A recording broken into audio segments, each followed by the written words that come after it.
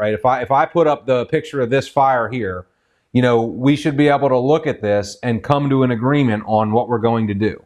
And hear me out here, because I know this sounds weird and maybe abrasive, but there's only one correct series of events here, and we should all agree on it, right? If we agree that this is the building that we're going to, and we agree that this is the fire scenario, and if we're able to start at a starting point where I say, okay, this is the number of resources that you have available, right? This is the number of personnel. This is number of the engines and trucks. This is your water supply situation, right? So if we normalize that and we say, okay, you're all dealing with the same available resources, and you're all dealing with the same building and the same fire in the same building, do you see how I get to the point that we should all agree on what the right thing to do is here?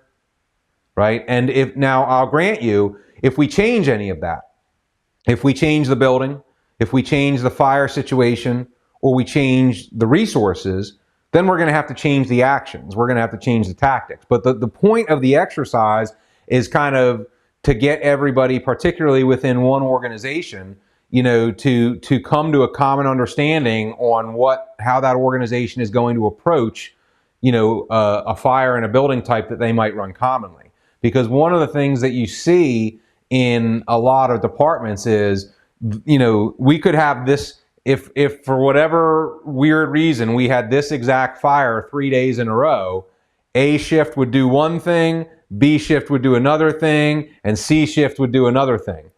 And that ain't right.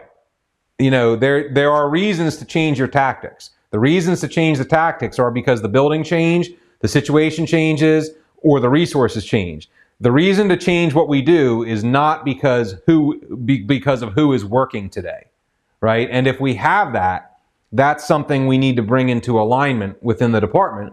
And the best way to do that without burning down a bunch of real buildings is to talk it out, in scenarios like that with a methodical decision-making process. And that's kind of what we're trying to do with this. So that's a long-winded introduction to like what I'm trying to do with this, and I'd love to know what your guys' thought on it is, if you see it differently or if that message is effectively conveyed.